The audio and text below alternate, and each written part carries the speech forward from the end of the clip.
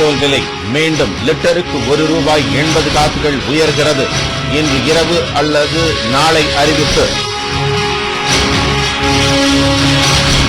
தேசிய வளர்ச்சிக் குழு கூட்டத்தில் கலந்து கொள்வதற்காக நீதிமன்றத்தில் பொய்யான தகவல் அளித்த ஜெயலலிதா. திமுக தலைவர் கலைஞர் அறிக்கை. பெங்களூரு நீதிமன்றத்தில் 8ஆம் தேதி ஆஜராக விலக்கு அளிக்க கோரிக்கை.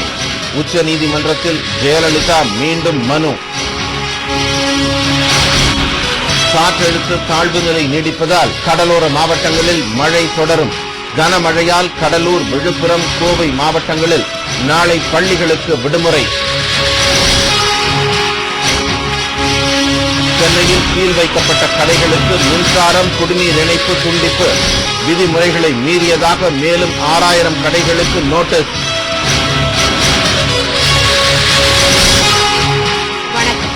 வணக்கம். பெட்ரோல் விலை மீண்டும் உயர்கிறது. மத்திய அரசு ஒப்புதல் அளித்தவுடன் இன்று இரவோ அல்லது நாளையோ இது பற்றி அதிகாரப்பூர்வமாக அறிவிக்கப்படும் என்று தெரிகிறது. சர்வதேச சந்தையில் கச்சா எண்ணெயின் விலை நிலவரத்திற்கு ஏற்ப இந்தியாவில் பெட்ரோல் விலையை அவ்வப்போது உயர்த்திக் கொள்ள பொதுத்துறை எண்ணெய் நிறுவனங்களுக்கு அனுமதி அளிக்கப்பட்டுள்ளது. அதன்படி கடந்த சில மாதங்களுக்கு முன்பு பெட்ரோல் விலை உயர்த்தப்பட்டது. இந்நிலையில் பெட்ரோல் விலையை மீண்டும் உயர்த்த எண்ணெய் நிறுவனங்கள் முடிவு செய்துள்ளன. லிட்டருக்கு ₹1.80 அளவிற்கு உயர்த்த இந்த நிறுவனங்கள் மத்திய அரசிடம் அனுமதி கோரியுள்ளன. அனுமதி கிடைத்ததும் பெட்ரோல் விலை உயர்வு பற்றிய அறிவிப்பு இன்று இரவோ அல்லது நாளையோ வெளியாகும் என்று தெரிகிறது. தேசிய வளர்ச்சிக் குழு கூட்டத்தில் கலந்து கொள்ள இருப்பதால் சொத்து குவிப்பு வழக்கு விசாரணைக்காக பெங்களூருக்கு வர இயலாது என்ற உண்மைக்கு மாறான தகவலை நீதிமன்றத்தில் ஜெயலலிதா தெரிவித்ததாக திமுக தலைவர் கலைஞர் கூறியுள்ளார். திமுக தலைவர் கலைஞர் இன்று வெளியிட்டுள்ள அறிக்கையில் முதலமைச்சர் பொறுப்பில் இருப்பவர் நீதிமன்றத்தில் பொய் சொல்லக்கூடாது என்று கூறியுள்ளார். அதனால்தான் குற்றவாளிகளாக இருந்தாலும் சாட்சிகளாக இருந்தாலும் நீதிமன்றத்தில் எதையும் சொல்வதற்கு முன்பு சத்தியப்பிரமாணம் எடுத்துக் கொள்கிறார்கள் என்பதை குறிப்பிட்டுள்ள கலைஞர், ஜெயலலிதா பெங்களூரு நீதிமன்றத்தில் கூறிய தேவையற்ற பொய்யை சுட்டிக்காட்டியுள்ளார். சொத்து குவிப்பு வழக்கு விசாரணைக்காக கடந்த 21ஆம் தேதி பெங்களூரு சிறப்பு நீதிமன்றத்தில் முதலமைச்சர் ஜெயலலிதா நேரில் ஆஜரான போது 22ஆம் தேதி டெல்லியில் நடைபெறும் தேசிய வளர்ச்சிக்குழு கூட்டத்தில் கலந்து கொள்ளவிருப்பதால் நீதிமன்றத்திற்கு வர இயலாது என்று நீதிபதியிடம் தெரிவித்ததை குறிப்பிட்டுள்ளார். ஆனால் டெல்லி கூட்டத்தில் ஜெயலலிதாவுக்கு பதிலாக தமிழக நிதியமைச்சர்தான் கலந்து கொண்டார் என்றும் இதன் மூலம் உண்மைக்கு மாறான செய்தியை நீதிமன்றத்தில் ஜெயலலிதா கூறியுள்ளார் என்றும் கலைஞர் தெரிவித்துள்ளார். காவல்துறையினர் நடவடிக்கைகளில் ஆளும் கட்சியினர் குறுக்கீடு தொடர்பான கேள்விக்கு பதிலளித்துள்ள கலைஞர், நிதியமைச்சர் ஓ பன்னீர்செல்வத்தின் வீடு அவருடைய கட்சிக்காரர்களாலேயே தாக்கப்பட்டதற்காக கைது செய்யப்பட்டவர்களை காவல் நிலையத்திற்கே சென்று ஆளும் கட்சி சட்டமன்ற உறுப்பினர் அழைத்துச் சென்றதே காவல்துறையில் ஆளும் கட்சியின் தலையீடு இருப்பதற்கு சான்று என்றும் தெரிவித்துள்ளார். உள்ளாட்சி மன்ற தேர்தல் வாக்கு எண்ணிக்கையின் போது ஈரோடு மாவட்டத்தில் கோபி ஊராட்சி ஒன்றிய பிடிஓ வெற்றி பெற்றவர்களை தோல்வி அடைந்ததாக அறிவித்தது உள்ளிட்ட பல்வேறு குளறுபடிகளில் ஈடுபட்டுள்ளதாக புகார் தெரிவிக்கப்பட்ட போதிலும் மாவட்ட ஆட்சியர் என்ன செய்வது என்று தெரியாமல் இருக்கிறார் என்றும் கலைஞர் குற்றம் சாட்டியுள்ளார். சொத்து குவிப்பு வழக்கு விசாரணைக்காக பெங்களூர் நீதிமன்றத்தில் வரும் 8ஆம் தேதி ஆஜராவதிலிருந்து விலக்கு அளிக்க கோரி ஜெயலலிதா உச்சநீதிமன்றத்தில் மீண்டும் இன்று மனு தாக்கல் செய்துள்ளார். சொத்து குவிப்பு வழக்கு விசாரணைக்காக 13 ஆண்டுகளுக்கு பிறகு பெங்களூர் பரப்பன அக்ரஹாரா சிறை வளாகத்தில் உள்ள நீதிமன்றத்தில் கடந்த மாதம் 20ஆம் தேதி ஜெயலலிதா நேரில் ஆஜரானார். 2 நாட்கள் நடைபெற்ற விசாரணையில் ஜெயலலிதா 567 கேள்விகளுக்கு பதிலளித்தார். மீதி உள்ள கேள்விகளுக்கு வரும் 8ஆம் தேதி பதில் அளிக்க வேண்டும் என்று நீதிபதி உத்தரவிட்டார். இந்நிலையில் 8ஆம் தேதி நேரில் ஆஜராக முடியாது என்று உச்சநீதிமன்றத்தில் மீண்டும் ஜெயலலிதா இன்று மனு தாக்கல் செய்துள்ளார். அந்த மனுவில் மீதி உள்ள கேள்விகளுக்கு எழுத்து மூலம் பதில் அளிக்க அனுமதி அளிக்க வேண்டும் என்று அவர் கோரியுள்ளார். இந்த மனு மீதான விசாரணை நாளை நடைபெறுகிறது. வங்கக்கடலில் உருவான காற்றழுத்த தாழ்வு நிலை குமரி கடலுக்கும் ஆந்திர கடலோர பகுதிக்கும் இடையே நீடிப்பதால் கடலோர மாவட்டங்களில் தொடர்ந்து கனமழை பெய்யும் என்று வானிலை ஆய்வு மையம் அறிவித்துள்ளது.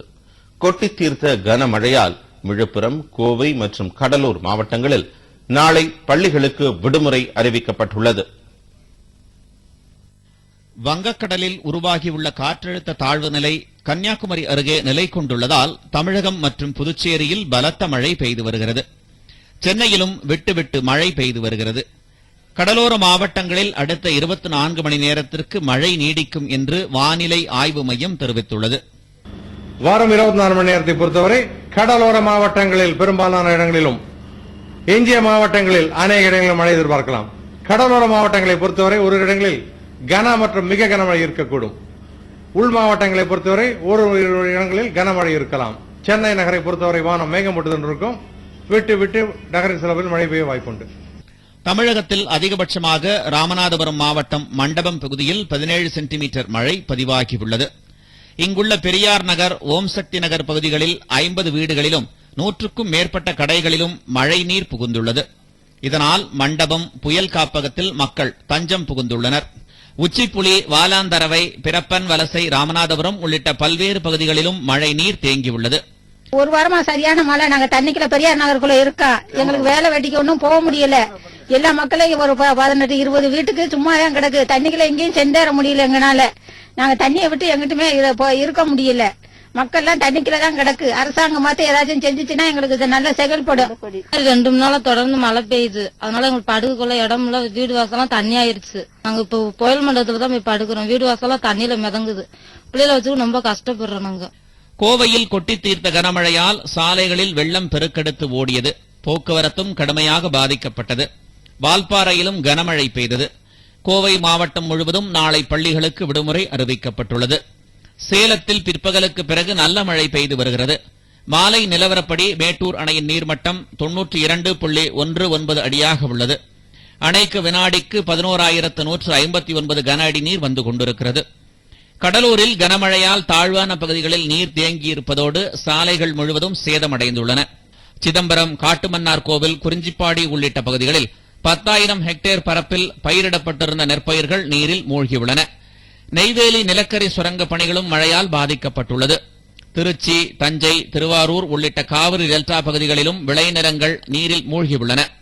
தூத்துக்குடி துறைமுகத்தில் 2ஆம் எண் புயல் எச்சரிக்கை கூண்டு ஏற்றப்பட்டுள்ளது. தொடர் மழையின் காரணமாக மக்களின் இயல்பு வாழ்க்கை பாதிக்கப்பட்டிருக்கிறது. தூத்துக்குடி மாவட்டத்தில் உள்ள அனைத்து குளங்களும் நிரம்பி வருகின்றன. அது ஒரு சந்தோஷமான நிகழ்ச்சி தான். இருந்தாலும் மக்களுக்கு வெளியே போகவோ ஒரு தொழிலுக்கு போகவோ மிகவும் சிரமமாக இருக்கிறது. அது கொஞ்சம் கஷ்டமாக தான் இருக்கு. கன்னியாகுமரி மாவட்டத்தில் பரவலாக பெய்து வரும் மழை காரணமாக பேச்சிப்பாறை, பெருஞ்சாணி உள்ளிட்ட அணைகளுக்கு வினாடிக்கு 1,500 கன அடி நீர் வந்து கொண்டிருக்கிறது. நெல்லை மாவட்டத்தில் தொடர் மழையால் பாபநாசம், சேர்வலாறு மற்றும் மணிமுத்தாறு அணைகளின் நீர்மட்டம் வேகமாக உயர்ந்து வருகிறது. நீலகிரி மாவட்டத்தில் கனமழை பெய்து வருவதால் பல இடங்களில் மண் சரிவு ஏற்பட்டுள்ளது. மோசமான வானிலை காரணமாக உதகை அருகே 100 அடி பள்ளத்தில் லாரி கவிழ்ந்ததில் பெண் ஒருவர் பலியானார். 2G வழக்கு விசாரணை குறித்து தவறான தகவல்களை தொடர்ந்து வெளியிடும் ஊடகங்கள் மீது கடும் நடவடிக்கை எடுக்கப்படும் என்று உச்சநீதிமன்றம் எச்சரித்துள்ளது. 2G வழக்கை விசாரித்து வரும் சிபிஐ சிறப்பு நீதிமன்றம் ஊடகங்களில் வரும் தகவல்களை கருத்தில் கொள்ள தேவையில்லை என்றும் உச்சநீதிமன்ற நீதிபதிகள் அறிவுறுத்தியுள்ளனர். 2G வழக்கில் குற்றம் சாட்டப்பட்டுள்ள தொலைத்தொடர்பு நிறுவன நிர்வாகிகள் 5 பேரின் ஜாமீன் மனுக்கள் உச்சநீதிமன்றத்தில் நீதிபதிகள் GS சிங்வி மற்றும் HL டாட்டு ஆகியோர் அடங்கிய அமர்வு முன்பு 2வது நாளாக இன்று விசாரணைக்கு வந்தது. நீதிபதிகள் நேற்று விடுத்த உத்தரவுப்படி சிபிஐ நீதிமன்றத்தில் கனிமொழி உள்ளிட்டோரின் ஜாமீன் மனுக்கள் மீது தெரிவிக்கப்பட்ட கருத்தை சிபிஐ வழக்கறிஞர்கள் எடுத்துரைத்தனர். அப்போது குறுக்கிட்டு பேசிய நீதிபதிகள், சிபிஐ நீதிமன்றத்தில் கனிமொழி உள்ளிட்டோரின் ஜாமீன் மனுக்கள் மீது சிபிஐ என்ன கருத்து தெரிவித்தது என்பதைத்தான் நேற்றைய விசாரணையின் போது தாங்கள் கேட்டிருந்ததாக கூறினர். ஆனால் ஊடகங்கள் இதனை திரித்து கனிமொழி உள்ளிட்டோருக்கு ஜாமீன் வழங்குவதற்கு ஏன் எதிர்ப்பு தெரிவிக்கவில்லை என சிபிஐக்கு கண்டனம் தெரிவித்தது போன்ற தவறான செய்தியை வெளியிட்டதாகவும் நீதிபதிகள் சுட்டிக்காட்டினர். 2G வழக்கு விசாரணையில் சிபிஐ நீதிமன்றம் இத்தகைய ஊடக செய்திகளை கருத்தில் கொள்ள வேண்டாம் என்றும் நீதிபதிகள் சிங்வியும் டாட்டுவும் அறிவுறுத்தினர். மேலும் இத்தகைய தவறான செய்திகளை தொடர்ந்து வெளியிடும் ஊடகங்கள் மீது கடுமையான நடவடிக்கை எடுக்கப்படும் என்றும் நீதிபதிகள் எச்சரிக்கை விடுத்தனர். இறுதியாக 5 பேரின் ஜாமீன் மனு மீதான தீர்ப்பு ஒத்திவைக்கப்பட்டது. சென்னை மாநகராட்சி மன்ற திமுக கவுன்சிலர்களின் கூட்டம் திமுக பொருளாளர் ஸ்டாலின் தலைமையில் இன்று நடைபெற்றது. இந்த கூட்டத்தில் சென்னை மாநகராட்சி திமுக எதிர்க்கட்சி தலைவராக சுபாஷ் சந்திரபோஸ் தேர்ந்தெடுக்கப்பட்டுள்ளார். சென்னை மாநகராட்சி தேர்தலில் 23 திமுக கவுன்சிலர்கள் வெற்றி பெற்றுள்ளனர். இதையொட்டி திமுக பொருளாளர் மு க ஸ்டாலின் தலைமையில் மாநகராட்சி மன்ற கவுன்சிலர்கள் கூட்டம் இன்று சென்னை அண்ணா அறிவாலயம் கலைஞர் அரங்கில் நடைபெற்றது. இந்த கூட்டத்தில் மாநகராட்சி எதிர்க்கட்சி தலைவராக சுபாஷ் சந்திரபோஸ் தேர்ந்தெடுக்கப்பட்டார். துணைத் தலைவராக நீலகண்டனும், மாநகராட்சி மன்ற திமுக கொறடாவாக வாசுவும் தேர்ந்தெடுக்கப்பட்டுள்ளனர். இந்த கூட்டத்தில் துணை பொதுச் செயலாளர் திரு வி.பி. துரைசாமி, கல்யாண சுந்தரம், முன்னாள் மேயர் மா சுப்பிரமணியம், ஆர்.டி. சேகர், மாதவரம் சுதர்சனம் உள்ளிட்டோர் கலந்து கொண்டனர். சென்னை தியாகராய நகரில் சீல் வைக்கப்பட்ட கடைகளின் மின்சாரம், குடிநீர், கழிவுநீர் இணைப்புகளும் இன்று துண்டிக்கப்பட்டன. கடைகள் அனைத்தும் மூடப்பட்டுள்ளதால் தியாகராய நகர் வெறிச்சோடியது. விதிமுறை மீறல் தொடர்பாக சென்னை முழுவதும் சுமார் 6000 கடைகளுக்கு நோட்டீஸ் அனுப்பப்பட்டுள்ளது. சென்னை மாநகரின் பிரதான வணிகப் பகுதியான தியாகராய நகர், உஸ்மான் சாலை மற்றும் ரங்கநாதன் தெருவில் உள்ள வணிக நிறுவனங்கள் விதிமுறைகளை மீறி கட்டப்பட்டிருப்பதாக எழுந்த புகாரை அடுத்து நீதிமன்ற உத்தரவின் பேரில் மாநகராட்சி மற்றும் சென்னை பெருநகர வளர்ச்சிக் குழும அதிகாரிகள் நேற்று 61 கடைகளுக்கு சீல் வைத்ததுடன் 100க்கும் மேற்பட்ட கடைகளுக்கு நோட்டீஸும் கொடுத்தனர். இந்நிலையில் அடுத்த கட்ட நடவடிக்கையாக சீல் வைக்கப்பட்ட கடைகளின் மின்சாரம், குடிநீர் மற்றும் மின்சார இணைப்புகளும் இன்று அதிகாரிகளால் துண்டிக்கப்பட்டது. கடைகள் இப்போதைக்கு திறக்கப்பட வாய்ப்பில்லை என்பதால் பல கோடி ரூபாய் மதிப்புள்ள பொருட்கள் முடங்கி கிடப்பதாக வணிகர்கள் கவலை தெரிவித்துள்ளனர்.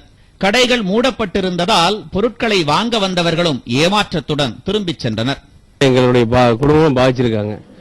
நம்மள்ட்ட 10-20 தொழிலாளி வேலை அவங்களுக்கும் பாதிச்சிருக்காங்க. உள்ள எல்லா பொருளும் முடங்கி இருக்கு சார். நாங்கள் வாங்க கொடுக்க முடியல. அதுக்கு என்ன வழி எங்களுக்கு தெரியல சார். முதல்ல நல்லா இருந்தது சார், பெரிய பெரிய கடை இருந்தது. இப்போ ரொம்ப டிஸ்டர்பன்ஸா இருக்கு, பெரிய கடை இல்லாம சொல்லிட்டு. சின்ன வியாபாரிகளுக்கு ரொம்ப கஷ்டமா இருக்குது. நான் இப்போ பொண்ணுக்கு ரெயின் கோட் வாங்க வந்தேன், இப்ப கடை இல்லைன்னு சொல்லிட்டு ரிட்டர்ன் போறேன்.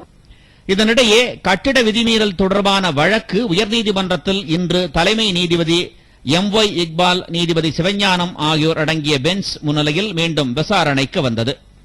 அப்போது சென்னை பெருநகர வளர்ச்சிக் குழுமம் சார்பில் ஆஜரான அரசு தலைமை வழக்கறிஞர் நவநீத கிருஷ்ணன், மாநகராட்சி சார்பில் ஆஜரான வழக்கறிஞர் பாரதிதாசன் ஆகியோர் சீல் வைப்பு தொடர்பாக தனித்தனி அறிக்கைகளை தாக்கல் செய்தனர்.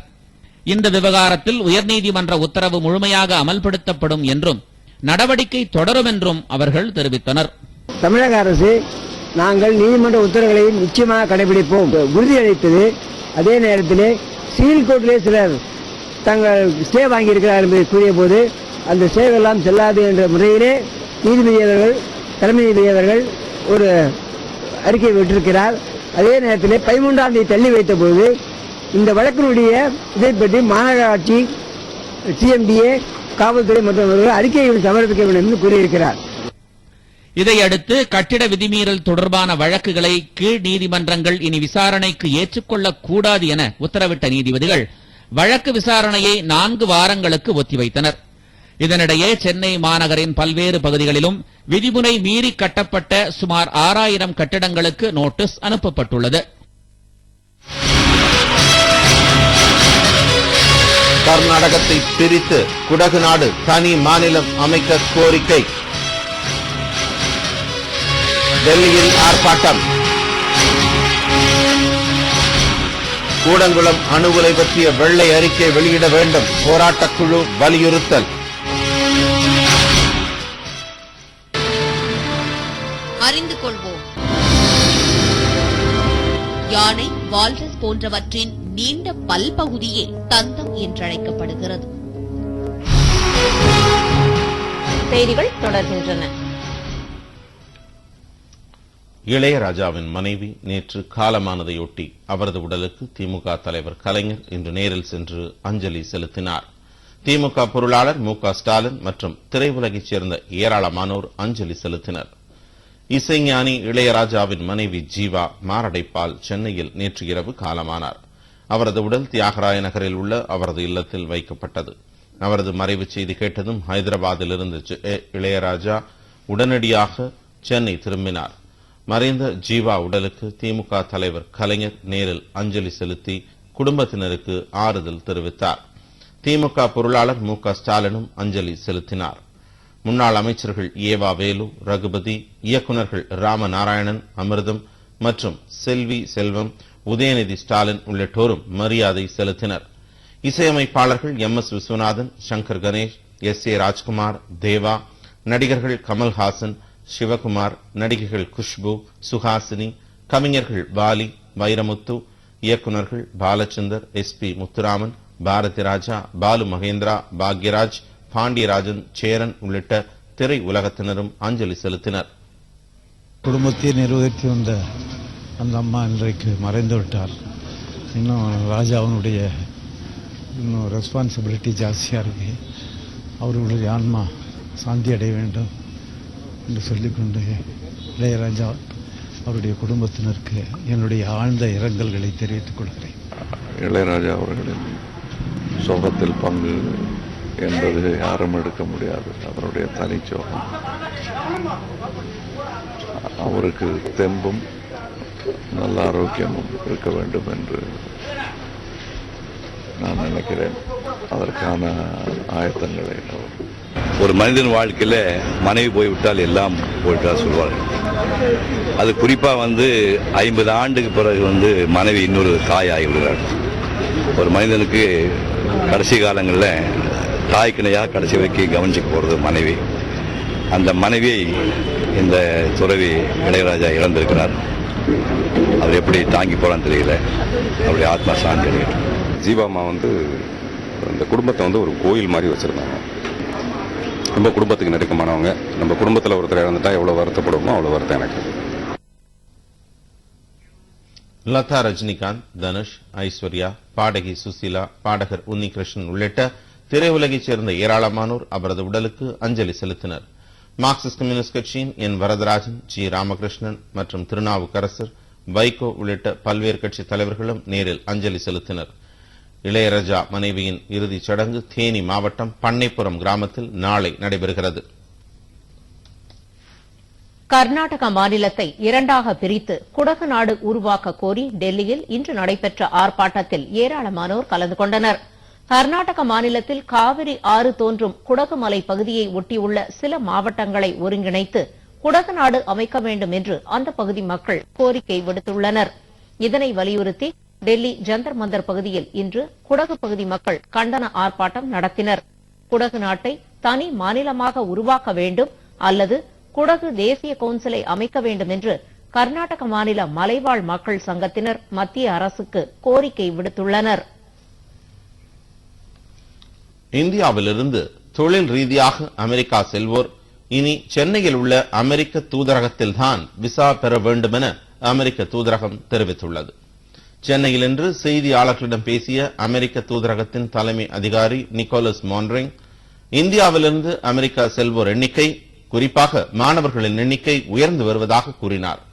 இந்தியாவில் உள்ள நிறுவனங்கள் மூலமாக அமெரிக்காவில் உள்ள நிறுவனங்களுக்கு வேலைக்கு செல்வோருக்கான பிளாங்கெட் எல் விசா தற்போது இந்தியாவின் பல்வேறு நகரங்களில் உள்ள தூதரகங்கள் மூலமாக வழங்கப்பட்டு வருவதை சுட்டிக்காட்டிய மான்ரிங், இனி இந்தியாவின் எந்த பகுதியில் இருப்பவர்களும் பிளாங்கெட் எல் விசா பெற சென்னையில் உள்ள அமெரிக்க தூதரகத்திற்குத்தான் வர வேண்டும் என்றார்.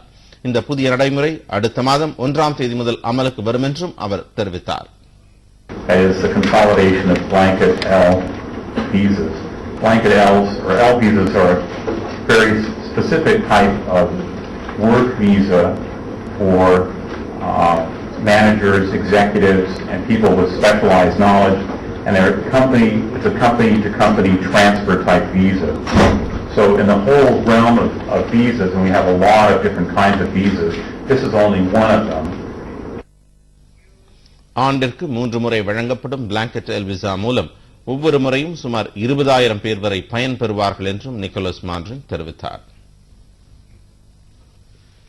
கூடங்குளம் அணு உலையின் உண்மை தன்மை குறித்து மக்கள் அறிந்து கொள்ளும் வகையில் வெள்ளை அறிக்கை வெளியிட வேண்டும் என்று போராட்டக் குழு வலியுறுத்தியுள்ளது. அணு மின் நிலைய பிரச்சினை தொடர்பாக தமிழக அரசு அமைக்கவுள்ள குழுவிலும் போராட்டக் குழுவைச் சேர்ந்த 2 பேர் இடம்பெறுகின்றனர்.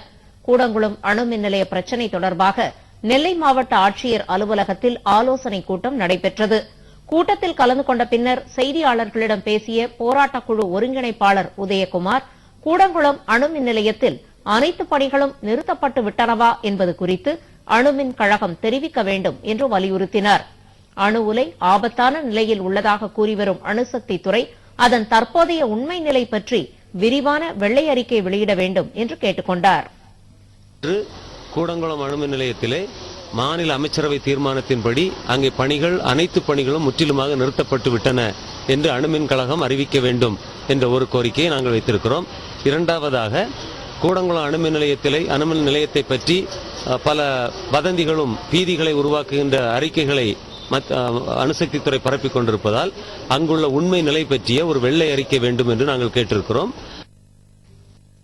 தமிழக அரசு அமைக்கும் குழுவில் போராட்டக் குழுவைச் சேர்ந்த 2 இடம்பெற உள்ளதாகவும் அவர் தெரிவித்தார்.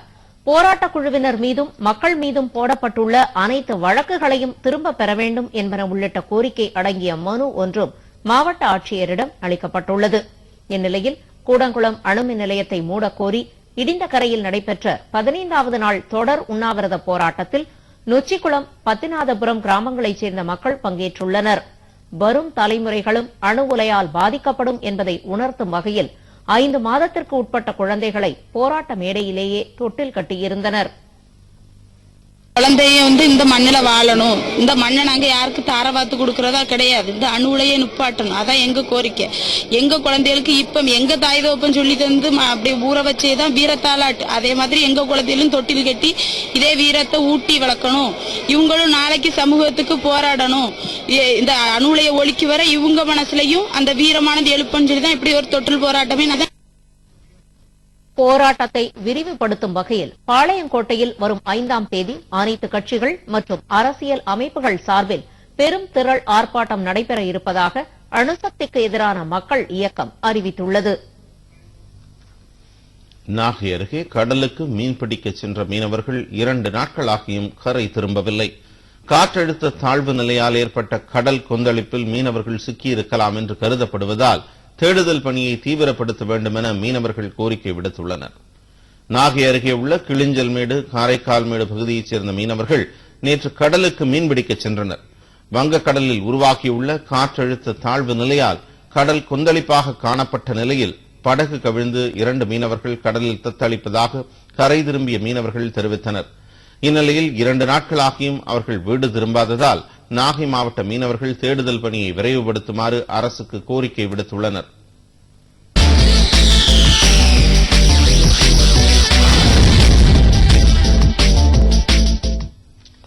அந்நிய செலாவணி மதிப்பு ஸ்டெர்லிங் பவுண்ட் இந்திய மதிப்பில் $78.48, இலங்கை மதிப்பில் $175.32, யூரோ $67.42, $150.44, அமெரிக்க dollar $49.26, $110.18, Swiss franc $55.25, $123.49, Danish kroner $9.06, $20.26, Norway kroner இந்திய மதிப்பில் $8.69, இலங்கை மதிப்பில் $19.44.